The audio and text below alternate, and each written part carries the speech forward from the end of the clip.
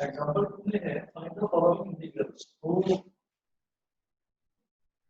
सबसे पहले देखिए फर्स्ट फंक्शन इसमें क्या गिवन है देखो x³ - 1 upon x², x³ - 1 upon x²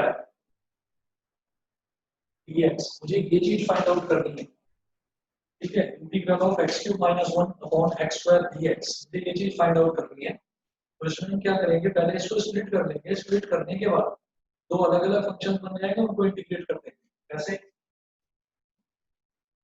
ये होगा integration x³ upon x² minus 1 upon x² dx। अब ये जो x² है इससे एक ही x³ कैंसिल आउट हो गया। Integration of x dx split कर रहा हूं, minus integration of 1 upon x² को मैं क्या बोलूंगा, x की पावर -2 dx। सिंपली जो x होता है, इस x का मतलब है x की पावर 1।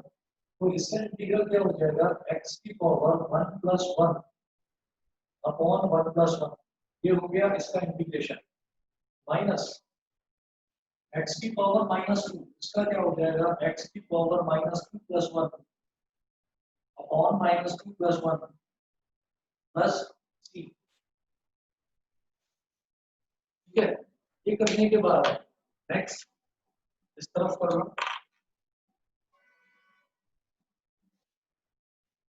x की पावर 1 + 1 अपॉन 1 + 1 क्या हो गया, x की पावर 2 अपॉन 2 माइनस x की पावर -1 अपॉन -1, x की power -1 upon -1 plus c। Minus minus plus हो जाएगा,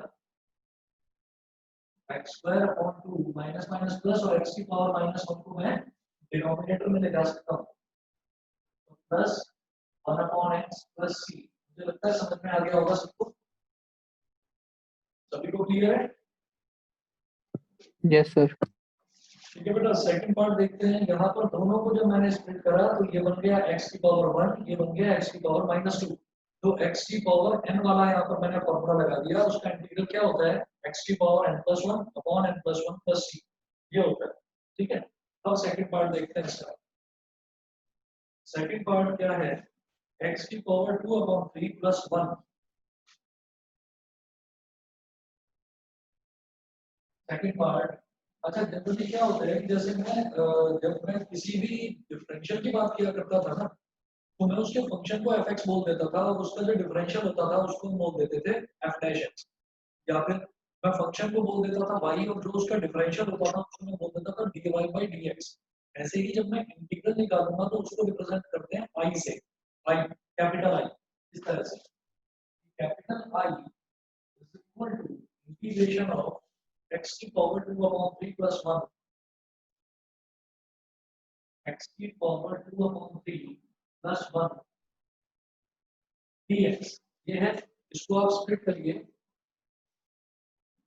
तो ये हो जाएगा इंटीग्रेशन ऑफ x की power 2/3 dx plus integration 1 dx। x की पावर 2/3 का इंटीग्रल क्या हो जाएगा, x की पावर 2/3 प्लस 1 अपॉन 2/3 प्लस 1। इसको ब्रैकेट में डालिए, प्लस जो 1 होता है 1 का इंटीग्रेशन होता है बेटा x। वो कैसे, 1 का मतलब हम एक तरह से 1 को बोल सकते हैं x की पावर 0। तो x की पावर 0 को x की पावर n वाला फॉर्मूला अगर लगाएं तो x की पावर 0 + 1 अपॉन 0 + 1, यानी कि x की पावर 1 अपॉन 1, जिसको मैं सिंपली x बोल सकता हूँ। तो 1 का इंटीग्रल हो जाएगा x, और प्लस कांस्टेंट ऑफ इंटीग्रेशन यानी कि c। ये हो गया 2/3 + 1 क्या हो जाएगा, 2 + 3 5, 5/3। ये हो गया x की power 5/3 upon 5/3 plus x plus c। Denominator का डिनोमिनेटर न्यूमरेटर में आ जाता है, तो बेटा ये हो जाएगा 3/5 x की power 5/3 plus x plus c। सभी को क्लियर है, सभी बच्चे समझ गए? सर इसमें dx क्या है? इसमें dx, ये जो मैं बाद में लास्ट में लिख रहा हूँ dx, ये ना यस इसके सर। हाँ, ये इंटीग्रेशन करते इसका हैं। मतलब ये होता है कि मैं इस पूरे फंक्शन को x के रिस्पेक्ट में इंटीग्रेट कर रहा हूँ।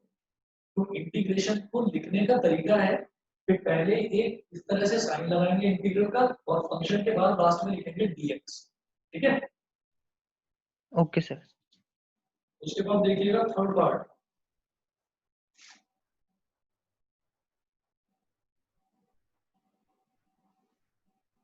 थर्ड पार्ट में क्या दे रखा है, integral i is equal to integration x की पावर 3/2 प्लस 2e की पावर x की पावर 3/2 प्लस 2e की power x minus 1/x dx minus 1/x dx ये दिया है।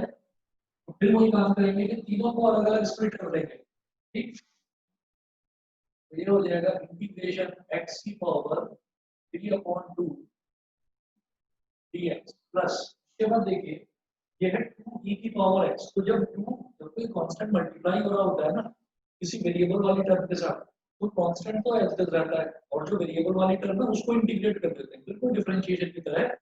जब कांस्टेंट वाला टर्म किसी वेरिएबल के साथ मल्टीप्लाई हो रहा होता है वेरिएबल वाली टर्म के साथ, तो कांस्टेंट एज इट रहता है और वेरिएबल वाली टर्म का इंटीग्रेशन कर देते हैं। कैसे, ये जो 2 है ये 2 तो एज इट रहेगा और integration of e power x dx। फिर आगे अगला है बेटा minus minus integration of 1/x dx। फिर देखिए x की पावर 3/2 का क्या हो जाएगा, x की पावर 3/2 प्लस 1 अपॉन 3/2 प्लस 1। तो ये हो गया प्लस ट्वाइस e की पावर x। ये क्या इसका इंटीग्रल क्या होता है, इसका इंटीग्रेशन भी e की पावर x ही होता है। तो ये हो जाएगा e की पावर x। ठीक है, और माइनस 1/x का इंटीग्रल होगा बेटा log x और प्लस c। अब इसको सिंप्लीफाई कर लीजिए तो x की पावर प्लस हो यानी कि 5/2 अपॉन 5/2 प्लस 2e की power x minus log x plus c। ये 5/2 डिनोमिनेटर का डिनोमिनेटर न्यूमरेटर में आ जाता है, मतलब 2/5 x की पावर 5/2 प्लस 2e की power x minus log x plus c। ये हो गया बेटा इसका थर्ड पार्ट। उसके बाद अगला देखिए, सभी बच्चों को क्लियर है ना, सभी को क्लियर है ना। Yes sir. सर इसमें log mod x क्यों लगा रखा है? अच्छा हाँ, जैसे ये होता है ना, जैसे 1/x होता है तो 1/x का होता तो log mod x ही है, हम जनरली x लिख देते हैं। कोई नहीं, mod x लिखना ज्यादा ठीक है, log mod x लिखिए। सर बट mod x लिखते क्यों है? mod x इसलिए लगाया गया है कि वो ये कहना चाह रहे हैं कि यहाँ पर x की जो वैल्यू है ना, वो हमेशा मतलब log के आगे वाला जो टर्म है वो हमेशा पॉजिटिव होगा। और वो ये क्यों बता रहे हैं, क्योंकि नेगेटिव का log कभी निकलता ही नहीं है, log हमेशा पॉजिटिव टर्म का निकलता है। तो वो आपको सिर्फ इतना बताना चाह रहे हैं कि log के आगे वाली term that should be always positive. तो वो मतलब नेचुरली हमको सबको पता ही है वो चीज। ठीक, और अगर नहीं भी है तो हमें मतलब ये है कि ज्यादा अच्छा ये है कि आप mod x लिखें। वो सिर्फ इस वजह से कि log सिर्फ एक पॉजिटिव टर्म का निकाला जाता है, तो log के आगे इसलिए उन्होंने mod लगाया। समझ में आ गई मेरी बात। Yes sir. उसके बाद देखिएगा एग्जांपल नंबर 3। एग्जांपल नंबर 3 में भी इंटीग्रल्स फाइंड आउट करते हैं। तो फर्स्ट पार्ट देखिएगा i is equal to integration sin x plus cos x dx sin x plus cos x dx। अब देखिएगा दोनों को स्प्लिट करिए, integration of sin x dx plus integration of cos x dx। sin x का integral क्या होता है, sin x का इंटीग्रल होगा बेटा minus cos x plus cos x का इंटीग्रल होता है प्लस का sin x। प्लस सी। फर्स्ट पार्ट तो आपको समझ में आ ही गया होगा, डायरेक्ट फॉर्मूला लगाना है और आंसर निकालना।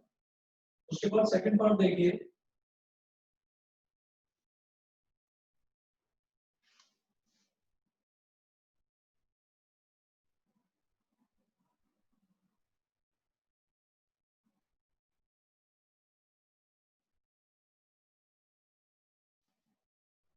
देखिएगा सेकंड पार्ट में क्या करना है मुझे।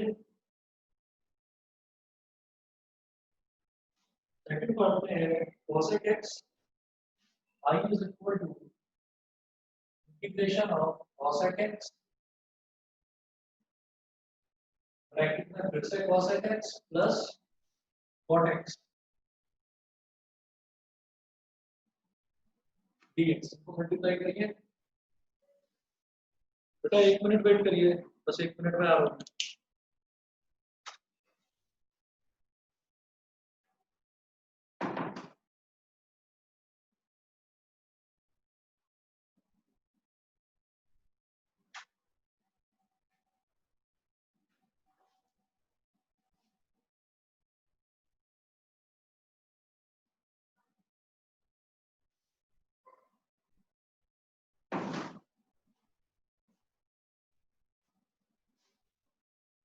दोनों को मल्टीप्लाई करेंगे, ये हो गया integration cosec square x plus cosec x cot x dx को स्प्लिट करिए। Integration of cosec square x dx plus integration of cosec x cot x dx। cosec square x का इंटीग्रल होता है minus cot x। cosec x cot x ये किसका integral होता है? ये इंटीग्रल होता है माइनस cosec x का प्लस सी। cosec x cot x का इंटीग्रल हो जाएगा माइनस cosec x और cosec स्क्वायर x का इंटीग्रल हो जाएगा माइनस cot x। उसके बाद देखिए थर्ड पार्ट में है, थर्ड पार्ट इधर कर रहा हूं।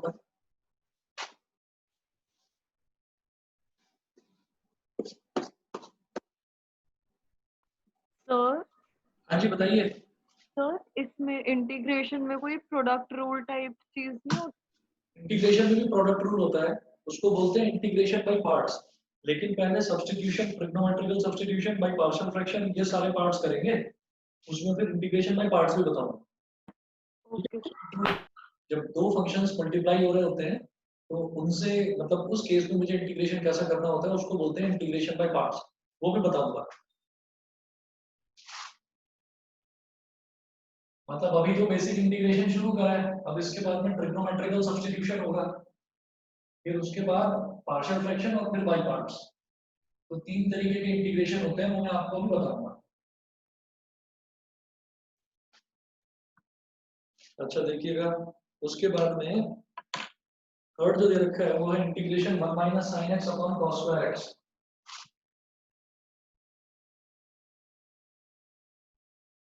I is equal to integration 1 minus sin x upon cos square x।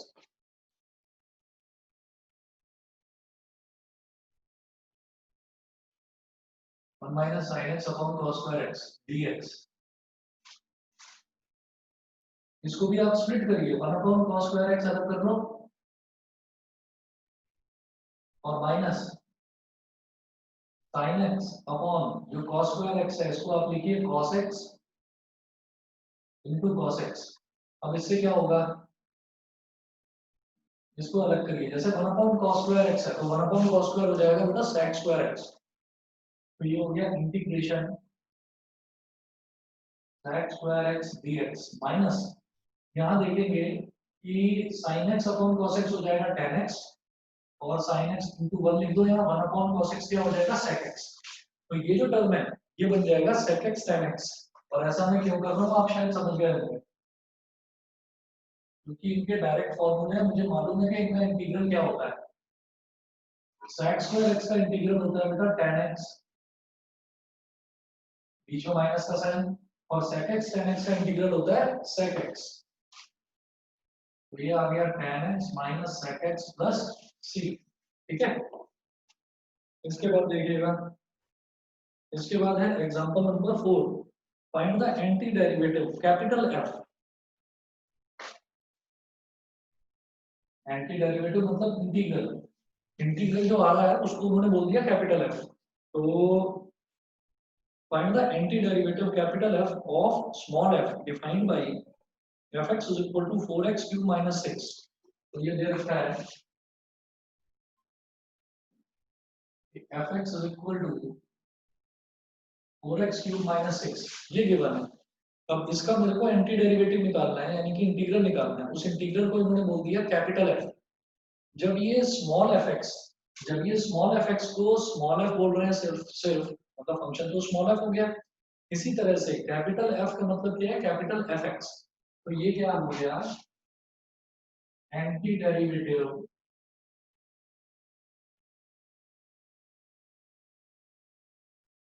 Of fx is capital Fx is equal to integration of fx dx is equal to integration of 4x cube minus 6 dx is equal to split करिए integration of 4x cube, 4x cube का जब integral करूंगा तो 4 तो अलग और x cube dx अलग, minus जब 6 का इंटीग्रल करूंगा तो हम क्या करेंगे, 6 को तो अलग रखेंगे और इंटीग्रेशन ऑफ 1 dx। मुझे लगता है आप सबको समझ में आ गया होगा किस तरह से कराइए। क्लियर? Yes sir. ठीक है, बीच में कर रहा हूँ इसके आगे मैं इस तरफ।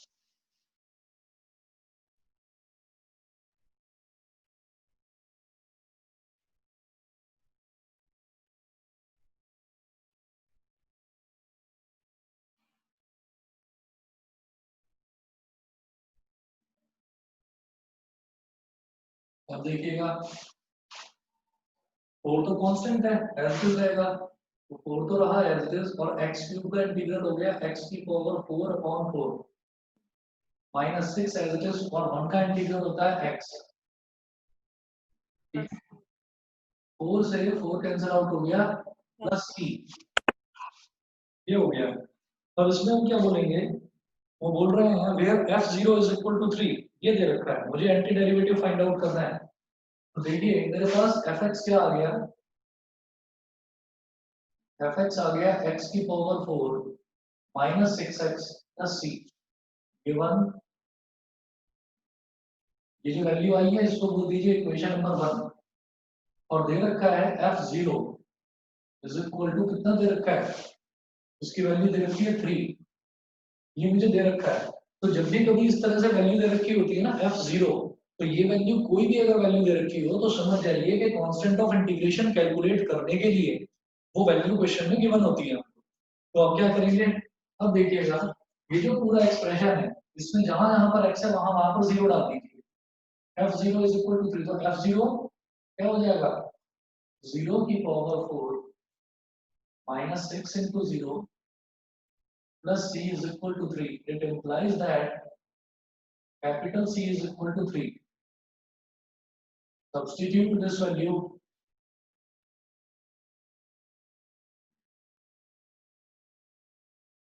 in equation 1. First equation में इस वैल्यू को सब्स्टिट्यूट कर दीजिए, तो fx कितना हो जाएगा, x की पावर 4 माइनस 6x प्लस 3। मुझे लगता है समझ गए होंगे आप लोग।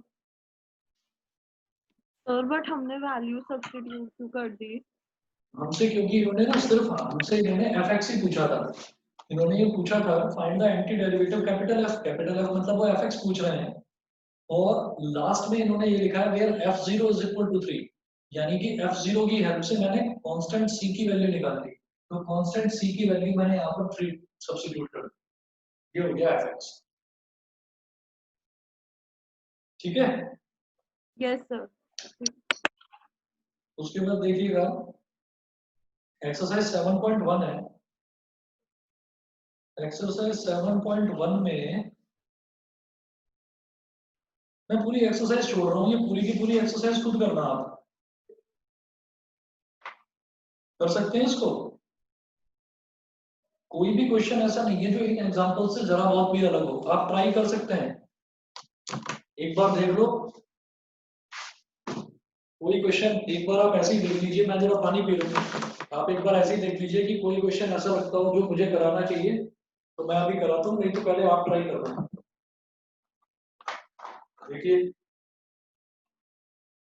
और बता दो जरा मुझे। सर ये अंडर रूट वाले करा दीजिए प्लीज। अंडर रूट वाला अभी बताता हूँ, बस 1 मिनट रुको।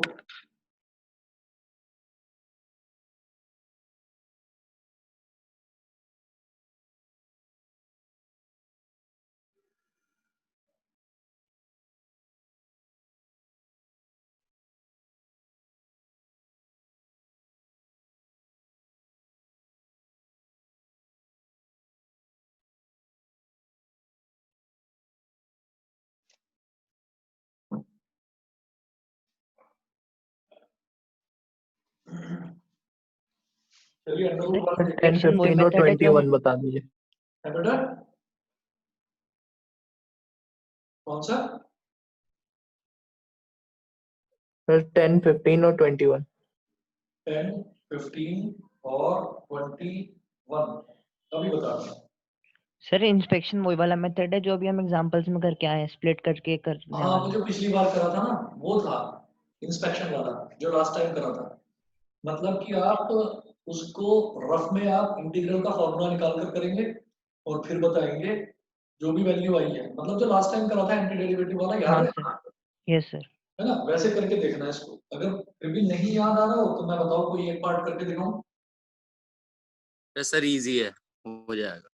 चलिए मैं आपको एग्जांपल सबसे पहले इसमें क्वेश्चन नंबर 10 बताता हूँ, ठीक है? तो ये मैं इस तरफ बता रहा हूँ, ये बता रहा हूँ, यहाँ बता रहा हूँ।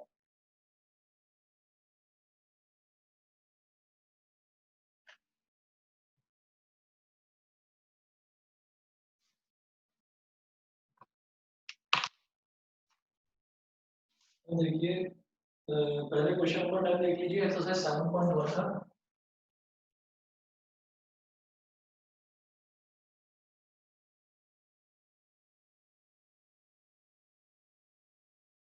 क्वेश्चन नंबर 10 में ये पूछ रहे हैं कि under root x minus 1 upon under root x का होल स्क्वायर, मुझे ये बताना, इंटीग्रल करना।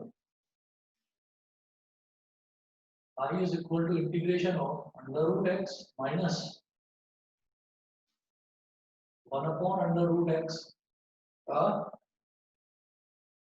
Whole square dx। तो पहले तो ये होल स्क्वायर ही आप सिंप्लीफाई कर लीजिए, ये हो जाएगा a माइनस b का होल स्क्वायर, तो a square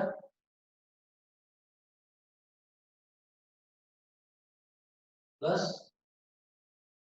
b square minus 2ab और dx। फिर ये हो गया integration of x plus 1 upon x minus, इससे कैंसिल आउट हो गया, -2 और dx। फिर स्प्लिट करिए, integration of x dx plus integration of 1 upon x dx -2 integration of 1 dx। x का इंटीग्रल क्या हो जाएगा, x square upon 2। 1 upon x का इंटीग्रल क्या हो जाएगा, log mod x, और 1 का इंटीग्रल हो जाएगा x, तो 2 तो कांस्टेंट है तो -2x प्लस c। मुझे लगता है क्वेश्चन नंबर 10 तो समझ में आ गया होगा, ठीक है? तो Yes, sir. इसमें तो अंडर रूट का कोई रोल ही नहीं था, अंडर रूट वाले टर्म दे रखे थे और होल स्क्वायर करा तो अंडर रूट वाला टर्म ही खत्म हो गया। अब देखिएगा क्वेश्चन नंबर 15 देखो।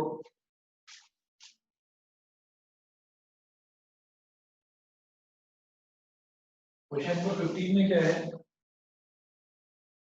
Integration of under root x I is equal to integral of under root x, और ब्रैकेट में क्या है 3x। हाँ जी, सर जरूरी है आई ही लिखते हैं? हाँ आई लिखते हैं उसको, जरूरी नहीं है, चाहे तो आप कैपिटल fx लिख दो, वो भी एक ही बात होती है। Okay sir. ठीक है, तो I is equal to under root x, फिर ब्रैकेट में 3x square plus 2x plus 3। dx square plus 2x plus 3 dx is equal to integration. जब इसको मल्टीप्लाई करेंगे तो आप खुद समझ जाइए ये 3 है, ये x स्क्वायर का मतलब क्या हो गया x की पावर 2 प्लस रूट x का मतलब हो गया 1/2, तो 2 plus 1/2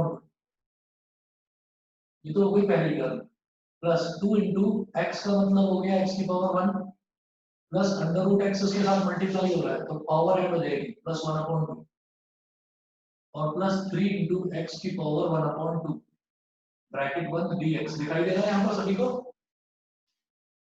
yes sir. Shivangi, Sanjana clear है?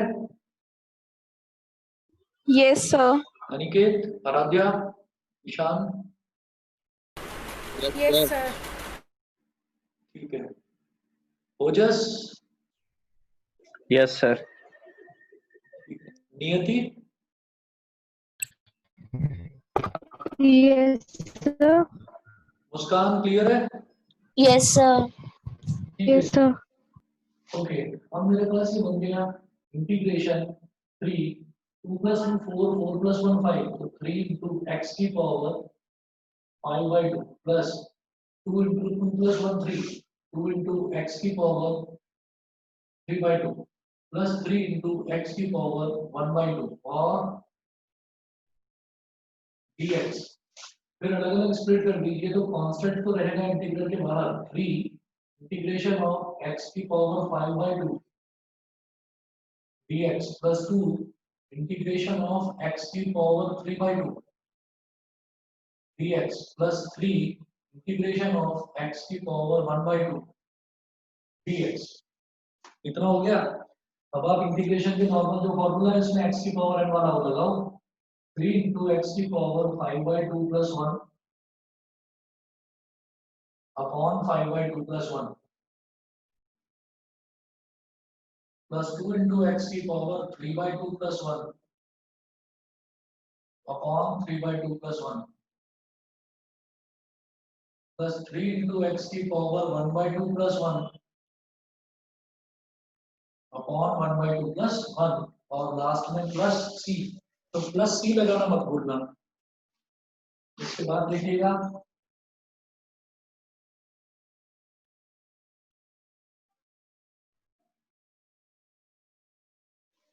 इसके बाद x की पावर 5/2 प्लस 1 क्या हो गया 5 प्लस 2 7 तो 7/2 तो x की पावर 7/2 अपॉन 7/2 तो 3x की पावर 7/2 अपॉन 7/2 प्लस 2 2x की power 5/2 upon 5/2 upon 5/2 plus 3x की पावर 3/2 अपॉन 3/2 प्लस c। ये हो गया। ठीक है। अब डिनोमिनेटर का डिनोमिनेटर न्यूमरेटर में आ जाता है तो 2 3 जा 6 अपॉन 7 x की पावर 7/2 2 2 जा 4 अपॉन 5 x की पावर 5/2 2। अच्छा यहाँ पर 2 3 जा 6 हो जाएगा 3 से 3 कैंसिल आउट तो ये बचा 2 x की पावर 3/2 प्लस c। समझ गए? यस सर आ गया। ठीक है। अब Yes, इसी sir. तरीके से क्वेश्चन नंबर 21 क्या कराने की जरूरत है या कर लेंगे अपने आप? हो जाएगा सर। तो हो जाएगा। सर एक बार फिफ्थ बता दीजिए। फिफ्थ, अच्छा ये तो वो है ना भाई द मेथड ऑफ इंस्पेक्शन वाला, ये भी देख लो। क्वेश्चन नंबर 5 में क्या है? क्वेश्चन नंबर 5 में बोल रहे हैं कि इसका एंटी डेरिवेटिव यानी कि इंटीग्रल बताना है तो y is equal to integration of sin 2x minus 4 e की power 3x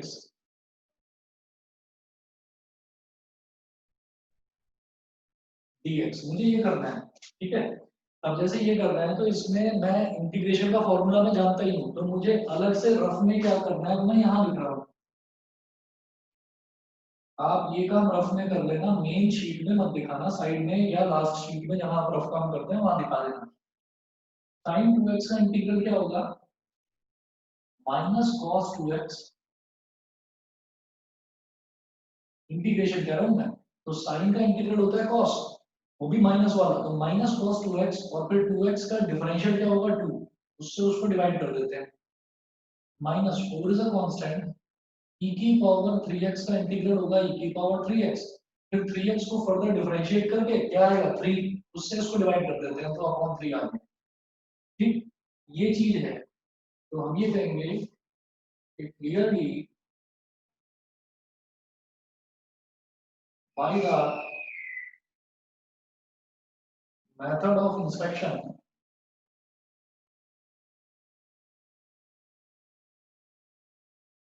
we see that derivative of minus cos 2x upon 2 minus 4 into e की power 3x upon 3 is d by dx of minus cos 2x upon 2 minus 4 e की power 3x upon 3 क्या हो जाएगा? इसको मैं इस तरफ कर रहा हूँ आगे ना, आगे इस तरफ कर रहा हूँ, मतलब बस ये जो फंक्शन आया है ना इंटीग्रेट करके, और इंटीग्रेट आपने कहाँ करा है, रफ में करा है। इंटीग्रेट करके जो फंक्शन आया है उस फंक्शन को डिफरेंशिएट करके दिखाना होगा, और डिफरेंशिएट करके यही फंक्शन आ जाए तो आप कहेंगे कि यही इसका इंटीग्रल है। मेरी बात समझ में? मुझे एक ऐसा फंक्शन चाहिए जिस फंक्शन का डिफरेंशियल ये हो, ठीक है, तो वो फंक्शन मैंने खुद से रफ में इंटीग्रेशन का फॉर्मूला यूज करके मैंने कर लिया, लेकिन फिर दिखाऊंगा क्या, मैं दिखाऊंगा ये कि नहीं मैंने ना खुद से इंस्पेक्ट करा, मैंने खुद से अंदाजा लगाकर समझाया ये चीज, ठीक, ये करना है। क्योंकि देखो जैसे यहाँ पर -1/2 इज अ कांस्टेंट, मैं अब डिफरेंशिएट कर रहा हूँ, मैं डी बाई डी एक्स कर रहा हूँ इस पूरे फंक्शन का, ठीक, तो -1/2 is a constant, it will remain as it is, -1/2 तो एज इट इज रहा, और cos 2x का डिफरेंशियल क्या हो गया, -sin 2x, फिर 2x को फर्दर डिफरेंशिएट करके मल्टीप्लाई कर देंगे तो वो हो गया 2, उसके बाद -4/3 इज अ कांस्टेंट, तो it will remain as it is, और e की पावर 3x का डिफरेंशियल क्या हो गया, e की पावर 3x, फिर 3x को फर्दर डिफरेंशिएट करके 3 से मल्टीप्लाई कर देंगे, ये हो गया, 3 से 3 कट गया, 2 से 2 कट गया, ये हो गया माइनस माइनस प्लस, तो ये बचा sin 2x -4 e की पावर 3x। मुझे लगता है समझ गए होंगे आप? Yes sir. ठीक है, तो हम ये लिखेंगे by the method of inspection we come to a conclusion that there is a function minus cos 2x upon 2 minus 4 e की power 3x upon 3 whose differential is this, ये करके दिखा देना कि ये जो फंक्शन आया है ये मैंने कहां से लिख दिया, by the method of inspection, बस ये लिख देना। हालांकि मुझे पता है मैंने ये कैसे लिया, मैंने ये इंटीग्रेट करके लिया, और ये क्वेश्चन खैर कभी एग्जाम में पूछा नहीं जाता। ये इंटीग्रेशन की जैसे स्टार्टिंग हुई तो ऑथर ये जानना चाहता है कि इंटीग्रेशन का बेसिक आइडिया आपको समझ में आया या नहीं आया, इस वजह से ये क्वेश्चन दिया जाता है, नहीं तो कभी नहीं कहा जाता कि आप by the method of inspection करिए, ठीक है। इसके बाद जो एक्सरसाइज 7.1 है, 7.1 पूरी आप करिएगा, कोई ज्यादा मुश्किल नहीं है, फिर देखेंगे कि इंटीग्रेशन के मेथड्स कितने होते हैं। तो मैं इधर कर रहा हूँ,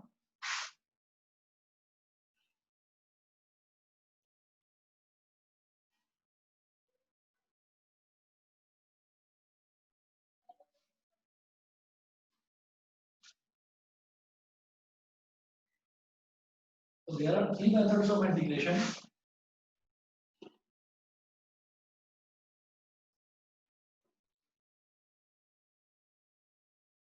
Methods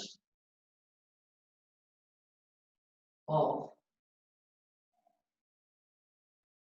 integration, 3 मेथड होते हैं इंटीग्रेट करने के किसी भी फंक्शन को। फर्स्ट है by substitution, integration by substitution. Second है इंटीग्रेशन बाय पार्शियल फ्रैक्शंस, ये सेकंड मेथड है, और थर्ड मेथड है इंटीग्रेशन बाय पार्ट्स। ठीक है, तो अभी अदिति जो तुमने पूछा था ना क्या इसमें कोई प्रोडक्ट रूल होता है, तो वो प्रोडक्ट रूल इसमें जो होता है इंटीग्रेशन के प्रोडक्ट रूल को ही इंटीग्रेशन बाय पार्ट्स बोलते हैं। ठीक है, तो पहले ये दो टाइप के पढ़ेंगे, integration by substitution, integration by partial fraction, फिर पढ़ेंगे इंटीग्रेशन बाय पार्ट्स। ठीक, क्योंकि बाई पार्ट्स में हमारे ये दो चीजें भी यूज हो सकती है। समझ में आ गया?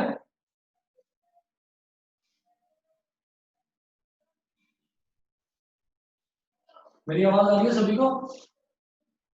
Yes sir. ठीक है जी, तो अब इंटीग्रेशन बाय सब्स्टिट्यूशन। सब्स्टिट्यूशन का मतलब ये है कि मैं जो मेरे को ओरिजिनल फंक्शन दे रखा है उसको किसी और फंक्शन की फॉर्म में क्या मैं सब्स्टिट्यूट करके कर सकता हूँ या नहीं कर सकता, तो ये देखना है इसमें। तो आप ये देखिएगा, इंटीग्रेशन बाय सब्स्टिट्यूशन से ही सबसे पहले हम स्टार्ट करते हैं। तो पहले देखेंगे एग्जांपल नंबर 5। एग्जांपल नंबर 5 में integrate the following functions with respect to x। तो फर्स्ट देखिएगा sin mx।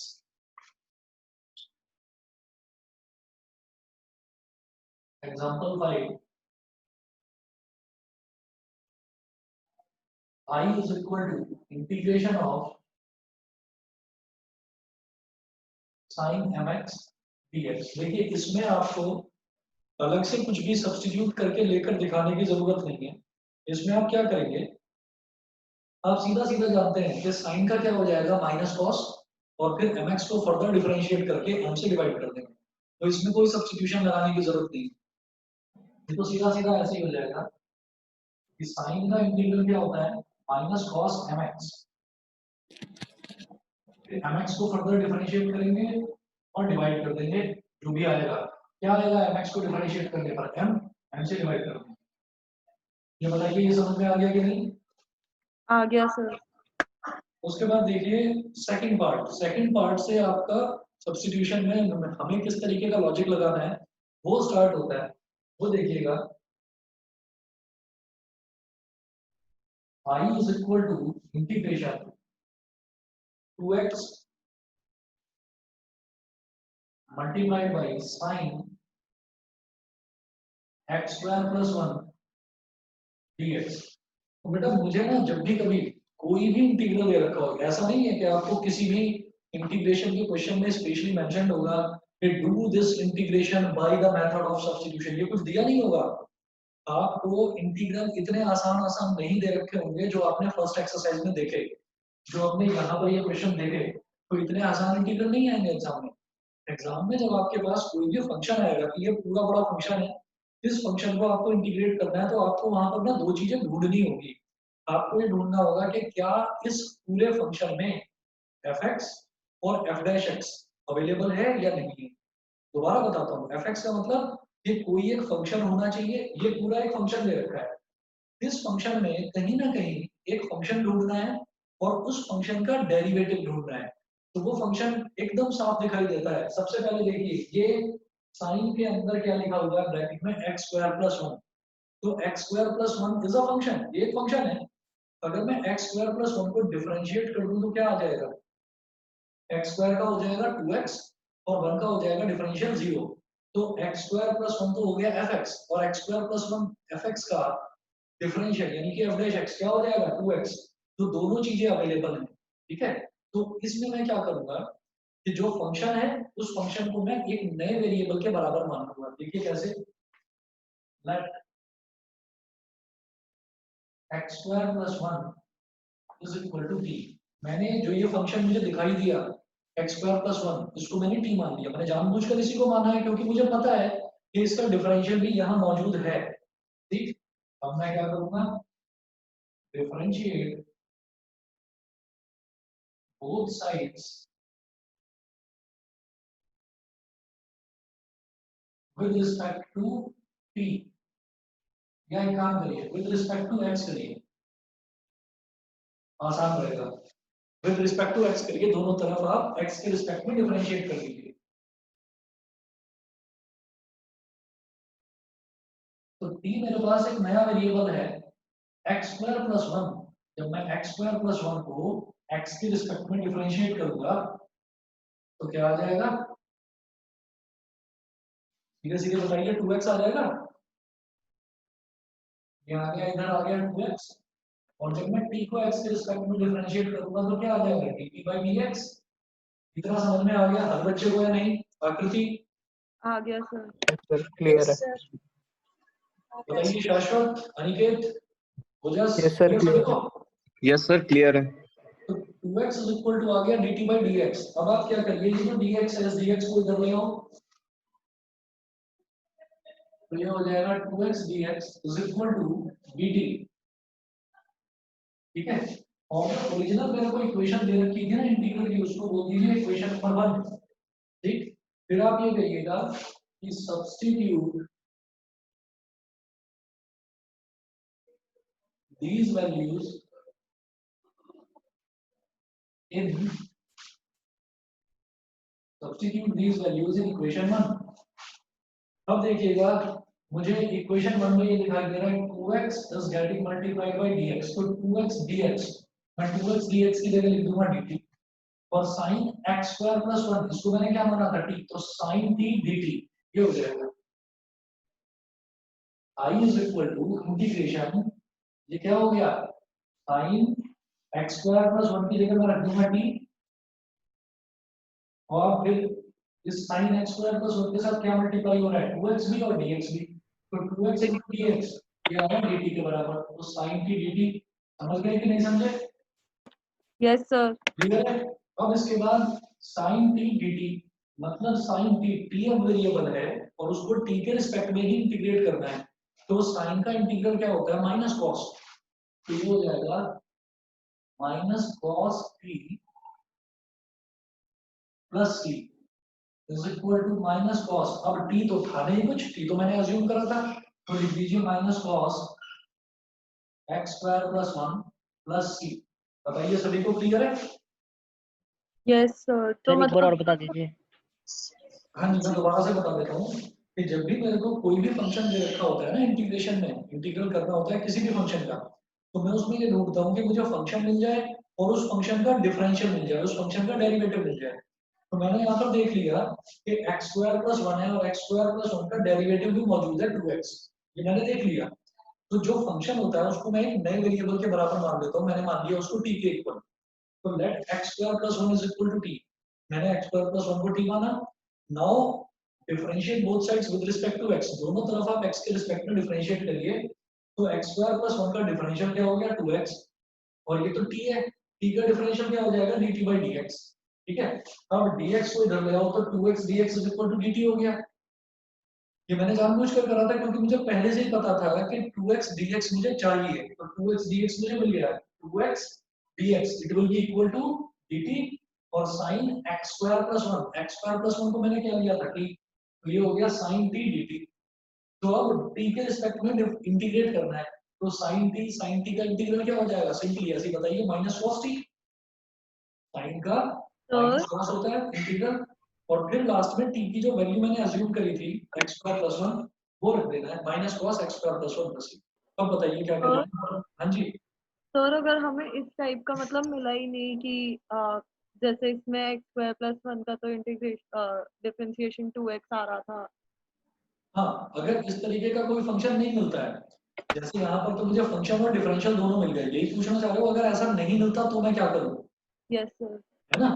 तो उसके लिए फिर पार्शियल फ्रैक्शन या बाय पार्ट्स, कहीं ना कहीं इन दोनों में से कोई दूसरी चीज यूज होगी, मतलब या तो ये यूज होगा या ये यूज होगा या ये यूज होगा।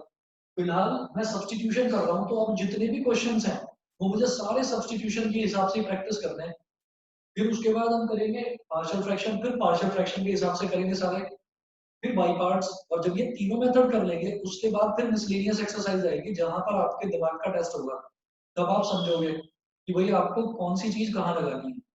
ठीक है, अभी तो मुझे पता है कि अभी मैं जितने भी एग्जांपल कर रहा हूँ सब में सब्स्टिट्यूशन ही करना है, समझ गए? Yes sir. ठीक है, तो अभी फिलहाल सिर्फ सब्स्टिट्यूशन, उसके बाद फिर पार्शियल फ्रैक्शन करेंगे, फिर बाई पार्ट्स करेंगे, फिर उसके बाद में आएंगे तीनों के जिसमें मिक्स्ड क्वेश्चंस आते हैं। फिर एक एक्सरसाइज और आती है ये आपकी डेफिनेट इंटीग्रल की, डेफिनेट इंटीग्रल में इनडेफिनेट का तो रिवीजन चलता ही चलता है, साथ में डेफिनेट में एक नई चीज और आ जाती है, वो आप डालते हैं अपर लिमिट और लोअर लिमिट, तो वो कोई ज्यादा खैर मुश्किल नहीं है। मैं आगे कंटिन्यू करता हूँ। ये सेकंड पार्ट हो गया इसका। थर्ड पार्ट देखिएगा।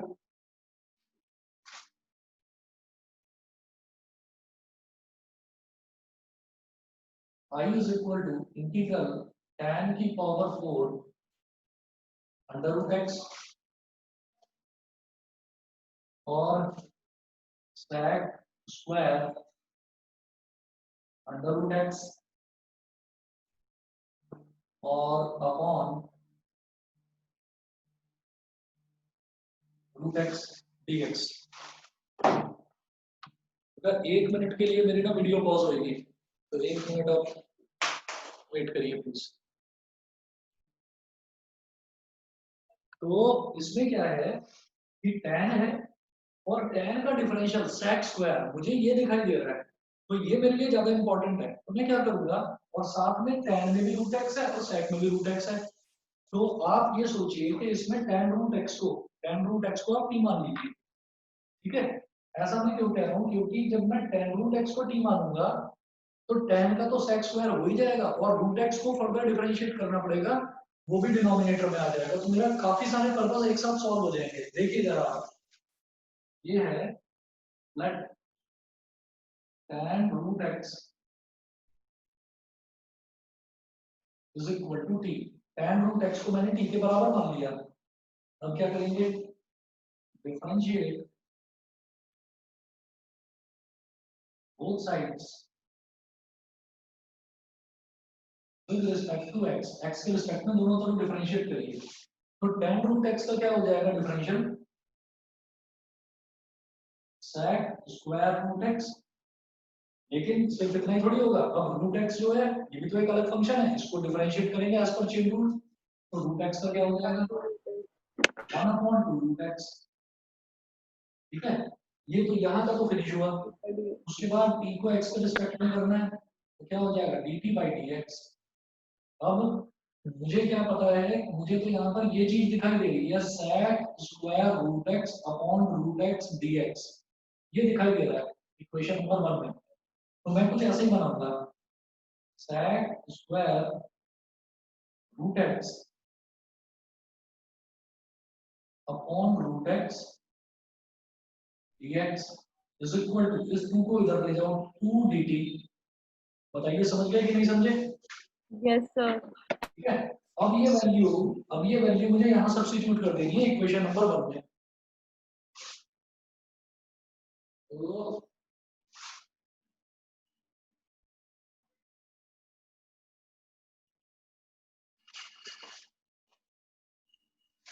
substitute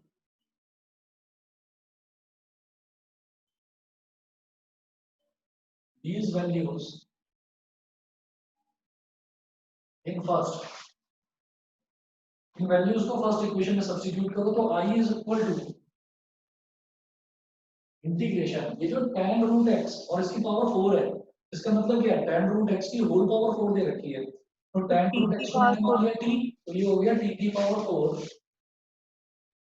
multiplied by sec square root x upon root x dx, sec square root x upon root x dx, ये आ गया 2 dt के इक्वल, तो ये हो गया 2 dt। अब ये 2 तो कांस्टेंट है, इसको तो बाहर निकाल लो, ट्वाइस इंटीग्रेशन t की power 4 dt is equal to twice t की पावर 4 का हो गया t की पावर 5 अपॉन 5 प्लस c। अब t तो मैंने अज्यूम करा था क्या, tan रूट x, तो अब t की जगह tan रूट x रख दीजिए, ये हो गया tan रूट x की पावर 5 अपॉन 5 प्लस c।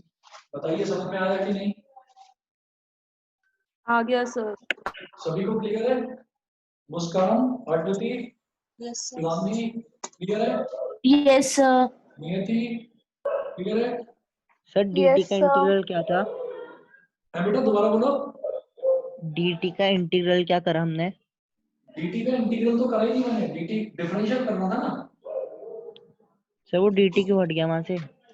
dt तो t के रिस्पेक्ट में इंटीग्रेट कर रहा हूँ ना, मतलब अब मेरे पास क्या आ गया, वेरिएबल t है, तो t की पावर 4 इसको t के रिस्पेक्ट में इंटीग्रेट करना है, तो t की पावर 4 + 1 अपॉन 4 + 1 t की पावर 5 अपॉन 5। ठीक है सर। ठीक है, अनिकेत समझ रहे हो?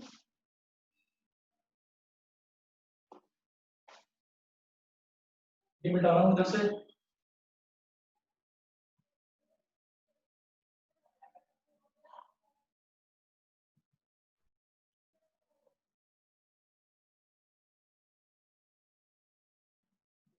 देखिए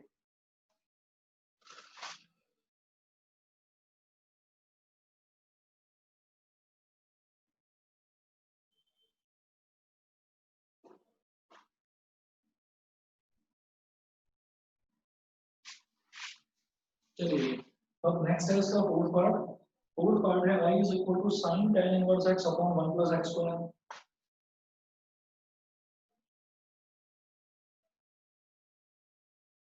integration sin tan inverse x upon 1 + x square dx। अब ये आपको खूब अच्छे से समझ में आ गया होगा क्या? tan इनवर्स x का डिफरेंशियल क्या होता है? 1 अपॉन 1 + x स्क्वायर। दोनों चीजें दे रखी। हम क्या करेंगे, पहले इसको i को ही लिख लो ढंग से। Integration sin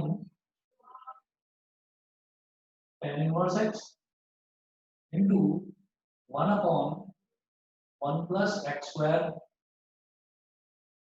dx। ऐसा मैंने क्यों लिखा? ताकि आपको साफ साफ नजर आ जाए। tan इनवर्स x फंक्शन भी है मेरे पास और tan इनवर्स x का डिफरेंशियल होता है 1 upon 1 plus x square। दोनों चीजें हैं। तो मैं क्या करूंगा यहाँ पर, ये इक्वेशन नंबर 1 बोल दीजिए और let tan inverse x is equal to b, differentiate both sides with respect to x। तो tan इनवर्स x का हो जाएगा 1 upon 1 plus x square और फिर t का हो जाएगा x के रिस्पेक्ट में dt by dx।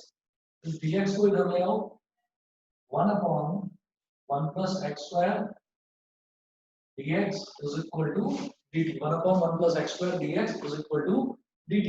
Substitute these values in equation 1। इसको इक्वेशन 1 में डालिए।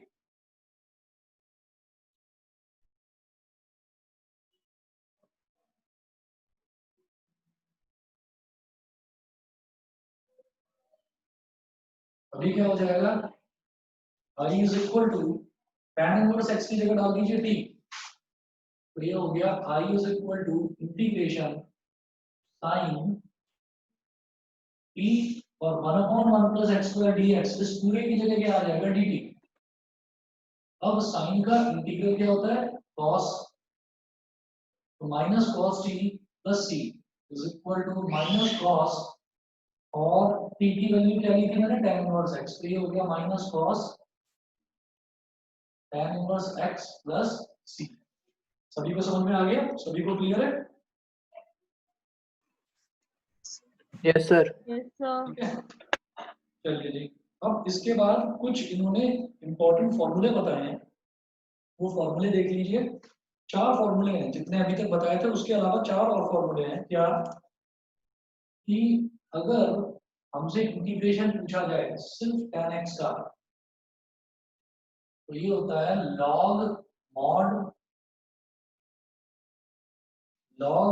mod sec x plus c। ये तो tan x का इंटीग्रल हो गया। इसी तरह से अगर मुझसे इंटीग्रल पूछा जाए cot x का, तो ये होता है log mod sin x plus c। ये होता है। और 2 और इंटीग्रल हैं। इंटीग्रल ऑफ sec x अगर पूछते हैं, इंटीग्रल ऑफ sec x, तो ये हो जाएगा log mod sec x plus tan x plus c। और चौथा है इंटीग्रल ऑफ cosec x, ये हो जाएगा log mod cosec x minus cot x plus c। ठीक है, तो ये 4 इंटीग्रल्स हैं। ये 4 इंटीग्रल्स इन्होंने बोला कि भाई ये 4 इंटीग्रल्स और आप करके रख लीजिए। ठीक, अब इसके बाद आगे करते हैं, एग्जांपल नंबर 6 से स्टार्ट करते हैं।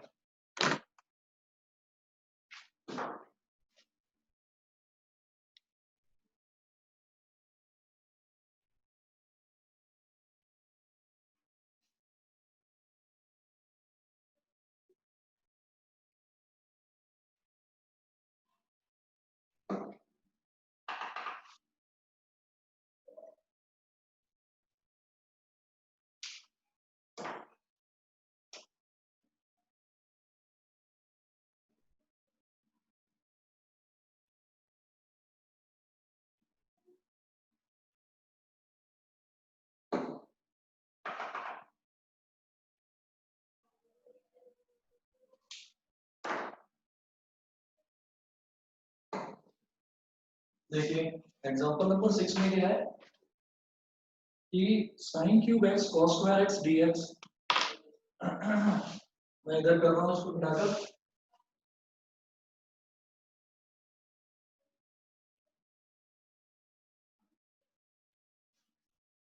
अब ना अब थोड़ा सा इनमें सोचना पड़ेगा कि मुझे किस फंक्शन को डी मानना है, किसको नहीं मानना है। देखिए जैसे ये दे रखा है, फाइंड द फॉलोइंग इंटीग्रल्स और एग्जांपल 6 का फर्स्ट पार्ट। तो आई निकालना है integration of sin cube x cos square x dx, ठीक है। यहाँ पर मुझे मालूम है कि sin x का डिफरेंशियल cos x होता है और cos x का डिफरेंशियल माइनस sin x होता है। तो क्यूब एक्स क्या साइन क्यूब एक्स को टी लेंगे ना? sin क्यूब x को t लोगे तो बात नहीं बनेगी, क्योंकि sin क्यूब x को अगर मान लीजिए मैंने t ले लिया, ये क्या हो जाएगा 3 sin स्क्वायर x बन जाएगा, फिर sin x को फर्दर करेंगे तो cos x बन जाएगा, है ना। ये बात नहीं बनेगी। हम क्या करेंगे, मेरे को अगर सिर्फ sin स्क्वायर x ले रखा होता तो शायद ठीक रहता, पर sin क्यूब x है। मैं एक काम करता हूँ, तो cos x को ही ले लेंगे। इसको लिखो सबसे पहले, ये cos स्क्वायर x को लिखो पहले, और जो sin क्यूब x है इसको लिखो आप sin square x multiplied by sin x dx, ऐसे कर लो। ये मैंने क्यों करा, क्योंकि ये जो sin स्क्वायर है मैं इसको भी cos स्क्वायर में कन्वर्ट कर सकता हूँ। कैसे, ये cos स्क्वायर x है और इस sin स्क्वायर x को मैं लिख सकता हूँ 1 माइनस cos स्क्वायर x और sin x dx। मुझे लगता है अब आप लोगों को कुछ समझ में आया होगा। अब आप क्या करिए, ये जो पूरा वैल्यू है, इस पूरे वैल्यू को आप क्या करिए कि आप सिर्फ cos x को t मान लीजिए, तो आपके पास माइनस sin x dx की वैल्यू आ जाएगी। देखो मैं कहूंगा इसको, ये जो मेरे पास आया है इतना जो सिंप्लीफाई करके आया, इसको मैंने बोल दिया इक्वेशन 1, और अब मैं कहूंगा लेट, क्योंकि मेरे पास cos x भी है और sin x dx भी है, let cos x is equal to t, cos x को t मान लीजिए, उससे क्या होगा, differentiate with respect to x, तो cos x का डिफरेंशियल होता है बेटा minus sin x is equal to dt by dx। मुझे तो sin x dx चाहिए, तो मैं क्या करूंगा, sin x dx ये माइनस dt के इक्वल हो जाएगा कि नहीं, ये बताइए। इतना समझ में आ गया? Yes sir. Yes sir. ठीक है, और ये करने के बाद में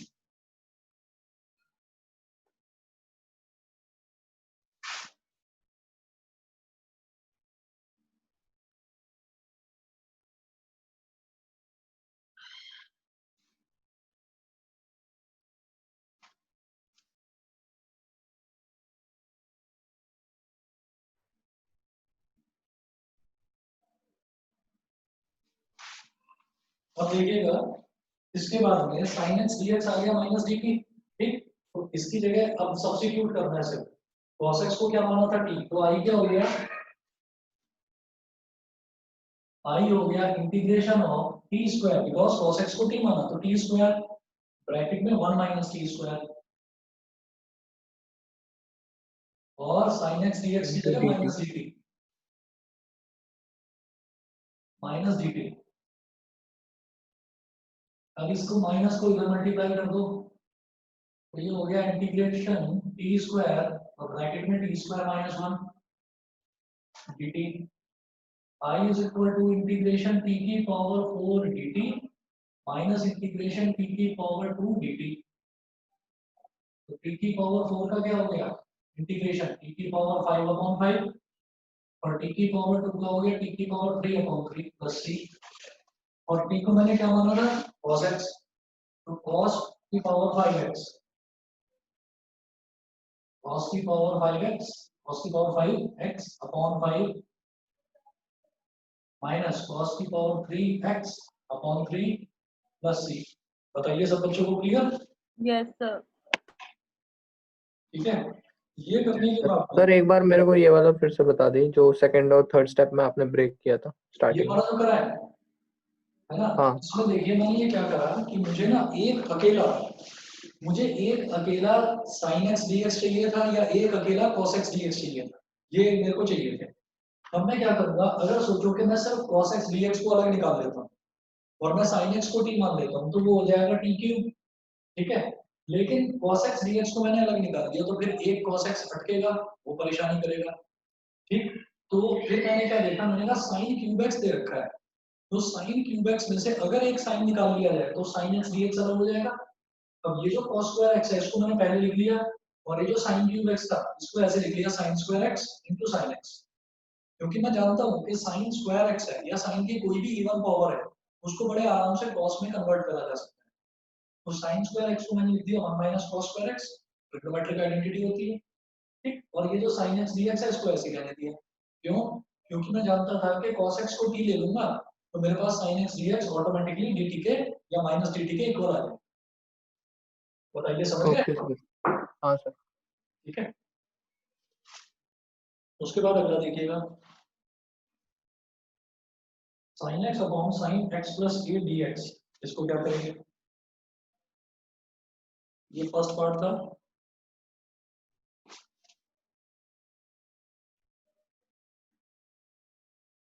I is equal to integration sin x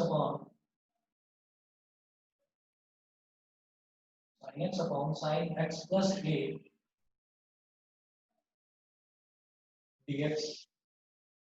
ये वाला जो क्वेश्चन है इसको किस तरीके से करेंगे, इसमें आप ये देखिएगा कि जब भी मेरे को कोई ऐसा टर्म दे रखा होता है तो मैं इसमें क्या करता हूँ कि हमने x प्लस a को मान लीजिए, अगर हमने x प्लस a को t मान लिया तो x प्लस a को t मानने से मुझे क्या आसानी हो सकती है, ये देखिएगा।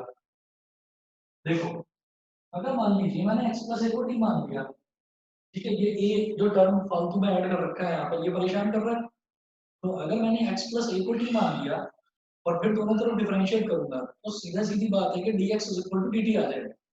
तो ये जो dx है ये बड़े आराम से दूसरे वेरिएबल में कन्वर्ट हो जाएगा, dt में कन्वर्ट हो जाएगा, ठीक है। और जो ऊपर x है ये x क्या हो जाएगा, ये भी t की टर्म्स में बड़े आराम से आ सकता है t माइनस a। फिर उसको मैं एक्सपैंड करके और कहीं ना कहीं कुछ ना कुछ डिवाइड जरूर हो जाएगा, क्योंकि नीचे बड़ी टर्म दे रखी है तो नीचे बड़ी टर्म जब दे रखी होती है x प्लस a तो इसको मैं क्या करता हूँ, इसको एक नए वेरिएबल के बराबर मान लेता हूँ ऐसे ही, ठीक है। हमने कहा let x plus a, sir ऊपर वाले x का क्या होगा? ऊपर वाले x का भी बताता हूँ अभी क्या होगा। पहले ये देखिए x प्लस a को मैंने t मान लिया क्योंकि नीचे x प्लस a दे रखा है ये बड़ा टर्म, मैं चाहता हूँ कि ये छोटा टर्म बन जाए। यस मैंने कहा x प्लस a को t मान लिया, अब दोनों तरफ डिफरेंशिएट कर ले या छोड़ो, x प्लस a को t मान लिया तो x क्या हो जाएगा t माइनस a, ठीक है। अब करिए differentiate with respect to x, तो x का डिफरेंशियल क्या हो जाएगा 1 x के रिस्पेक्ट में, t का डिफरेंशियल x के रिस्पेक्ट में क्या हो जाएगा dt बाई dx, और a का क्या हो जाएगा, a तो कांस्टेंट है तो उसका तो 0 हो जाएगा। तो अब ये x इधर आ गया तो इसका मतलब क्या हो गया फिर dx इक्वल टू dt हो गया, ठीक है। तो एक काम तो ये हो गया हमारा simplify, dx equal to dt आ गया। अब नेक्स्ट क्या करेंगे, अब सिर्फ ये वैल्यू आपको सब्स्टिट्यूट करनी है, और फिर आप देखिएगा, फिर आप फॉर्मूला लगाकर क्वेश्चन को सीधे सीधे सॉल्व करते चले जाओ।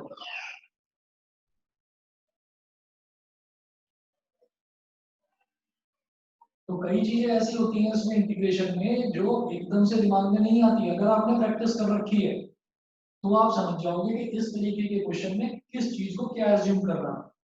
जैसे डिनोमिनेटर में कभी भी, न्यूमरेटर और डिनोमिनेटर में कभी भी सेम ट्रिग्नोमेट्रिक आइडेंटिटी दे रखी हो, ऊपर भी साइन है नीचे भी साइन है, तो जहां पर बड़ा एक्सप्रेशन दे रखा हो उसको टी के बराबर मान लेते हैं और फिर देखिए अपने आप क्वेश्चन सॉल्व होता है।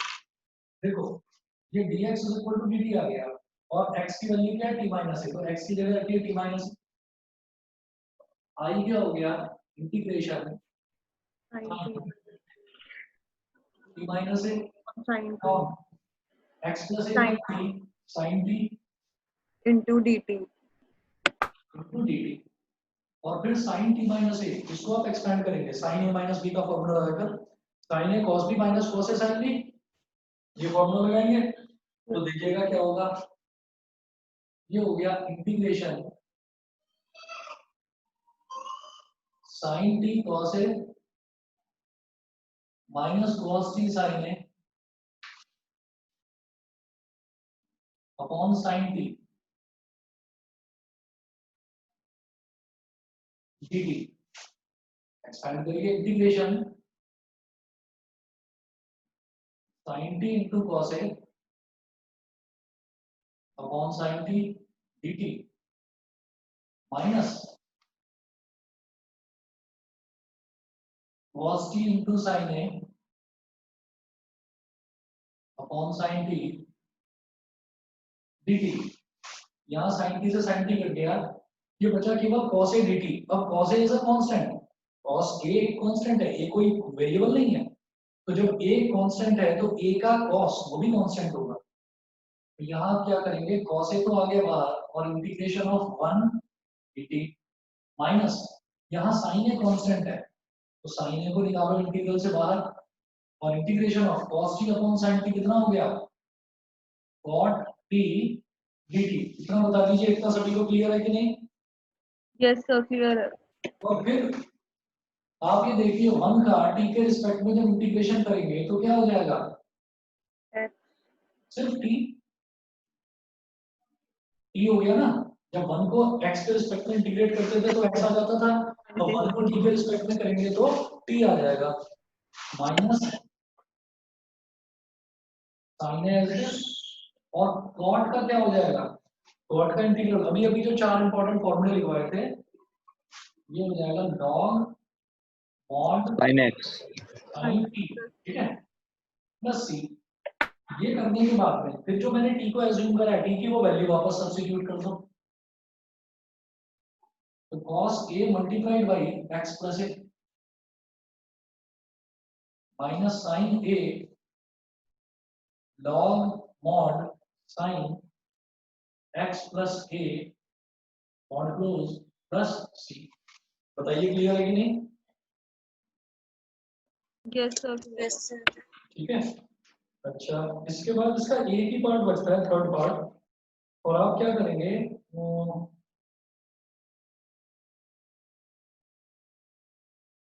7.2 के शुरुआत के 12 क्वेश्चन आप ट्राई कर सकते हैं, कर तो सकते हैं सारे, लेकिन मैं आपको 12 तक दे रहा हूँ होमवर्क क्योंकि 7.1 भी करनी है। तो ये है homework, exercise 7.1 and exercise 7.2 question number 1 to question number 12 इतना कर लीजिएगा, ठीक है बेटा। बाकी फिर नेक्स्ट क्लास में करते हैं, परसों करते हैं। okay thank you sir. thank you sir bye Thank you, sir. Bye, sir. Okay ji, bye bye. Okay sir, thank you sir. Okay Thank you, sir. Okay.